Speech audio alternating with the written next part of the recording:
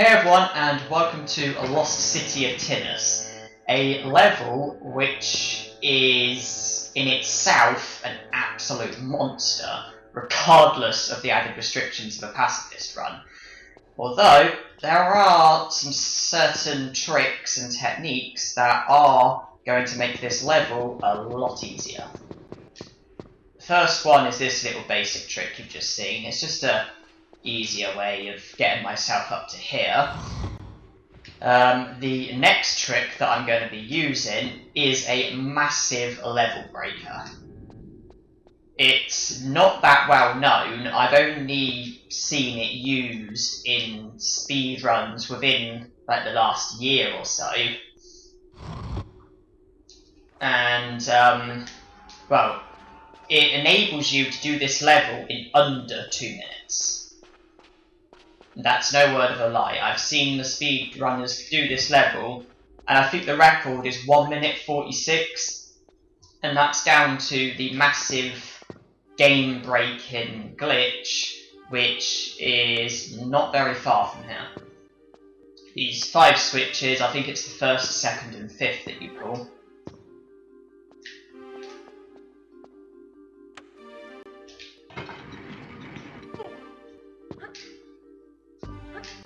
I'm going to save here, because this is where the glitch takes place. Well, if it is a glitch. What you have to do is you have to avoid that space there that's literally just in front of us, or on Lara's left. You have to avoid that space, and to avoid it, you have to be able to jump up to there, but without touching the space.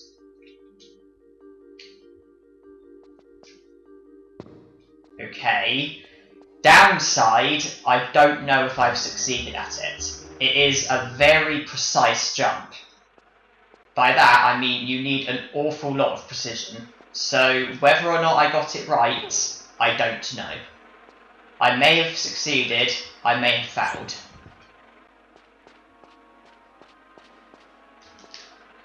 And in the interest of getting rid of the wasps, I'm actually going to save here. Saving and reloading causes the wasps to reset, which makes this level much easier.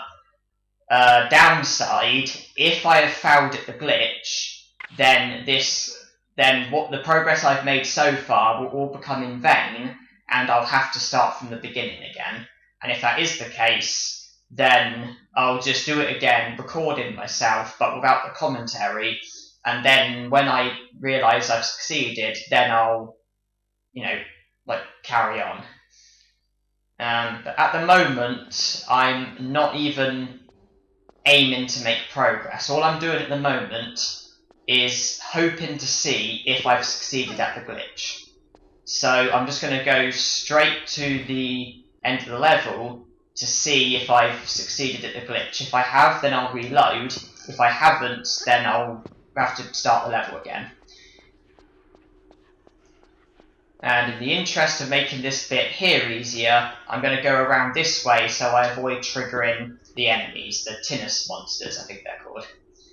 And with the glitch, you all know at the end of the level where you have to insert those 4 masks. And when you insert the 4 masks, it gets rid of that beam thing, which enables you to go down to the end of the level, and the beam thing would normally kill you. Well, by avoiding that space that I hope I avoided, it actually results in the beam being non-lethal, and enables you to just drop down and go straight to the end of the level.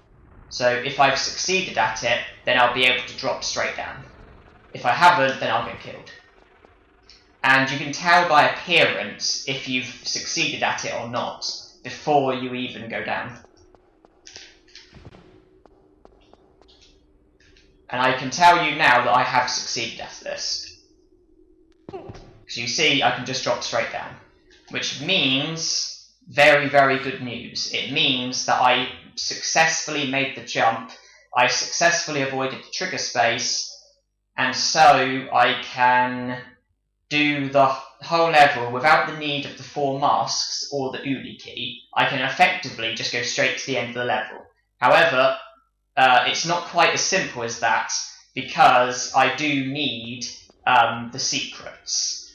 So I've got to stay in the level, but only in the interest of collecting the secrets. So I'm back here, and I'll begin with the first secret down here, and it'd be nice if I can see where the platforms are.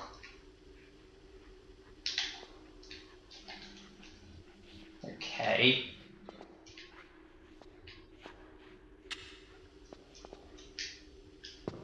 That was close.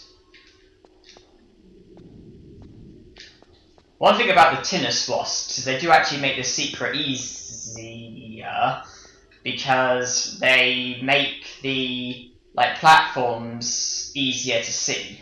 So that's one advantage of the Tinnos wasps, because of their the glowing that they do. It does make this bit a little bit easier. But if you work out where and when to jump, then it's completely unnecessary to have the wasps. And, well, really all it takes is a bit of practice. So this is secret number 1. Now where's that platform? Okay, not too far away.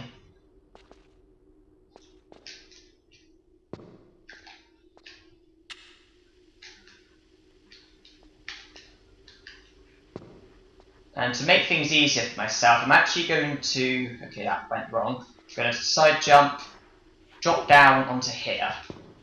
That way it saves me from having to make those nasty jumps again, and just reduces the risk of me falling to my death. I am going to be saving throughout this level, but most of the time it's going to be when I've got the wasps on me, and it's going to be in the interest of making the wasps reset. That's the big helpful techniques in this level. That glitch, which basically breaks the whole level, and the saving and reloading to make the wasps disappear, plus the occasional trick every here and there, such as the glitch at the beginning, which saved a bit of time, the glitch just beyond here that skips out the Tinnos monsters, and I'm probably going to be using other techniques every here and there. But the really, really big ones, the really, really helpful ones, have been mentioned already.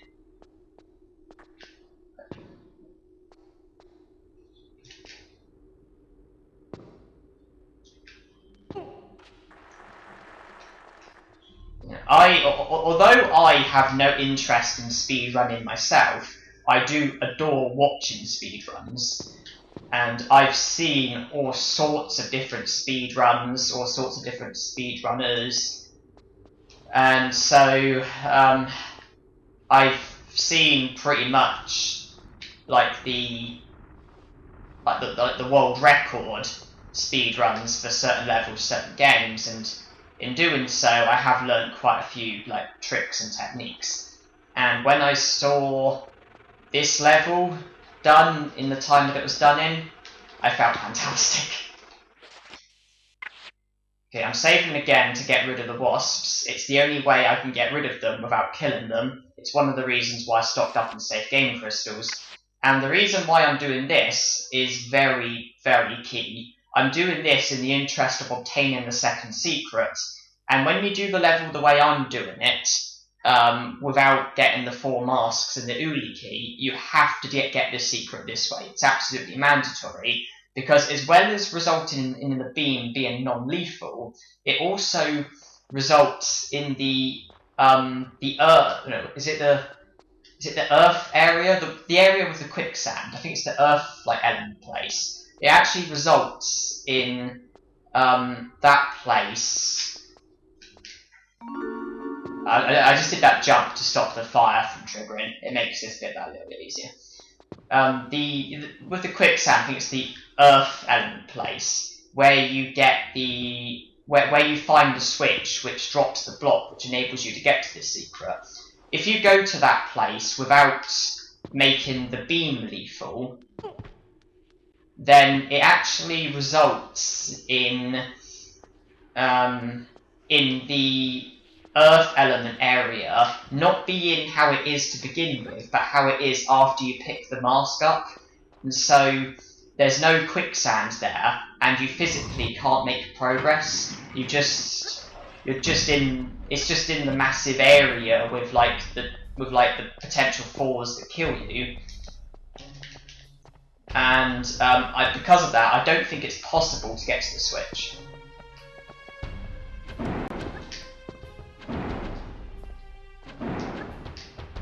So I have to get that secret without the block, so I have to do it the way that I did it. And now I come here, and this is in the interest of obtaining the third and final secret. The timed one. Probably the worst secret in this entire game, to be honest, because you pull a switch, there's a timed sequence, the door that it opens is at the complete other side of the level, and you have to backtrack through pretty much the entire level in pretty tight time restrictions and avoid various traps like wasps and fire and Tinnos monsters, etc. Drop down to the door without dying. It's madness. I mean, even escaping this place can be bad enough.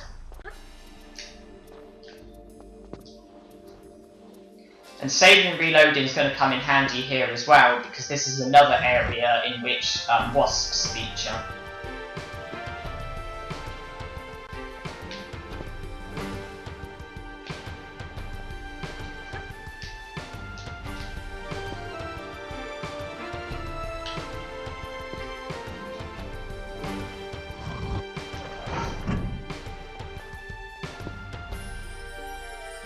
So those two switches result in us being able to proceed down here.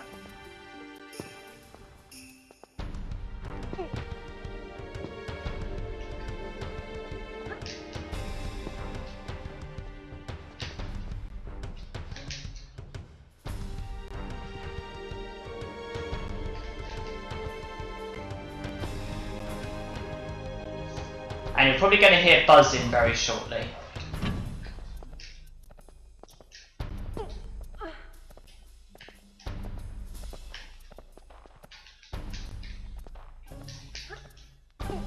And when we do, that's my cue to save and reload and wave bye-bye to the wasps. On a serious note, in real life, I do actually have a phobia of wasps. I think it's the fear of getting stung. I've never been stung before, not by a wasp, not by a bee, not by a hornet, but I always fear getting stung, and so I do have a phobia of wasps and hornets. Although I'm okay with bees. I find bees are generally more friendly, they're useful, unlike wasps and hornets, and normally they only sting when they absolutely have to. But with wasps and hornets, you do hear about them stinging for no reason. So yeah, I have a fear of wasps. Although I don't really find the ones here that scary, because it's only a video game at the end of the day.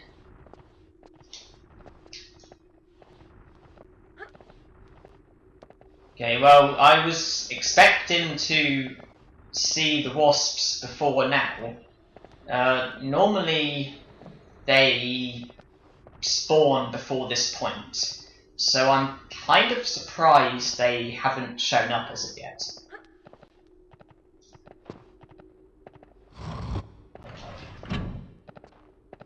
I've literally never been in this position before. I've literally never made it to here without the wasps spawning. I'm a bit puzzled by that. But hey, let's not question it. Oh wait, what was that? Oh, that was a Tinnos monster, wasn't it? Okay, and I'm going to save here. I know I'm not making any wasps reset, but this can be a pain. All it takes is a little mess up, and yeah.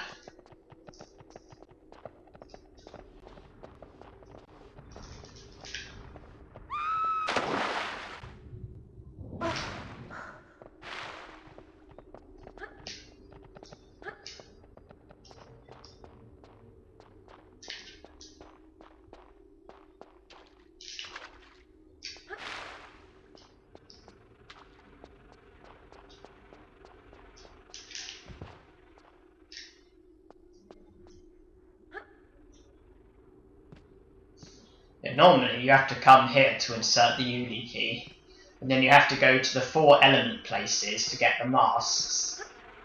And the wasps are among us, it seems. Or at least I can hear them buzzing. Well, they were going to show up sooner or later, weren't they?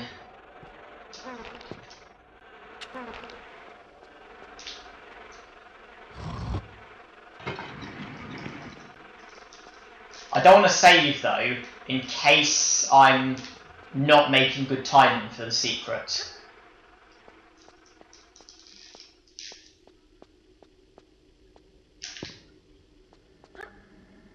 And I want to be careful here as well.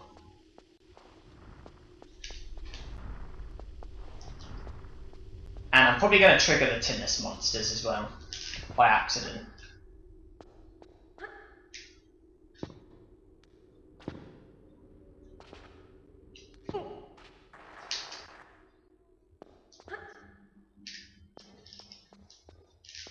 Okay, I make it in pretty much trouble-free.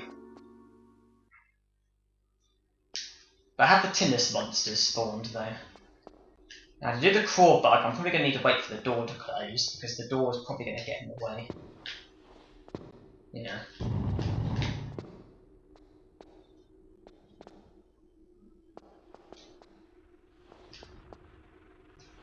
Okay, they don't appear to be the Tinnos monsters. Now, am I in a position to complete the level now? I am. 3 out of 3 secrets, no kills, no health packs, 40 save game crystals, quite a few health packs, flares. Ah, all looking good.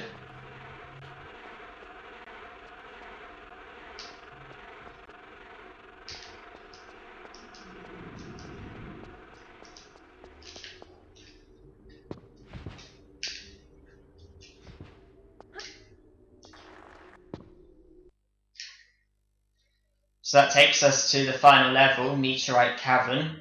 This level is going to be very different because of me doing it with 0 kills, but I've got 40 save game crystals to see me through.